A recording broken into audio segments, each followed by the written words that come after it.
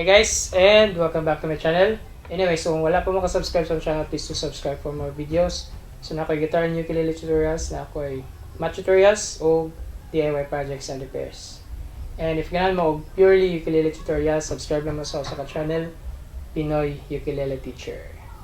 So karon is simuan og tutorial ang kantang Gugmang Ga Aso-aso by Dj Rowel. So kani nga kanta is upat lang ka chords ang gigamit. So first na chord is F sharp. Sunod niya is E flat minor. Dili.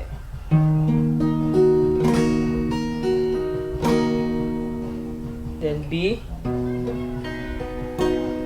Niya C sharp.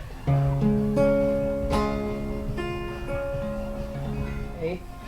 Then ang strumming pattern niya is down, down, up, up, down, up, down, down, up, up, down, up, down, down, down, up, yeah, yeah, whoa, whoa, yeah, yeah, yeah, whoa, whoa. Kayo pa minawa, tingin akong kata, parang sa iyo.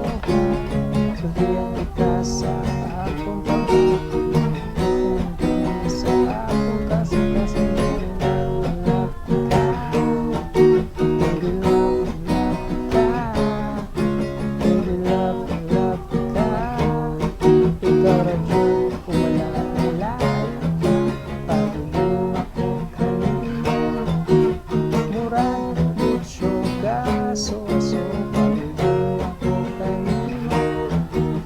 Kusog ka ayaw gamot, pag-ibig ako kanina. Murag ang bitso gaso-aso, pag-ibig ako kanina. Kusog ka ayaw gamot, next pag-ibig I love you. Biglang biglang ako I love you. Lagi ako kanina, tamis ka ayaw lahat. Baby love ka, baby love ka, wala good o wala laing ka, pag-ibig ako kanina, murag ang bitso gaso-aso, pag-ibig ako kanina, kusog ka ayaw kamot, pag-ibig ako kanina, murag ang bitso gaso-aso, pag-ibig ako kanina, kusog ka ayaw kamot.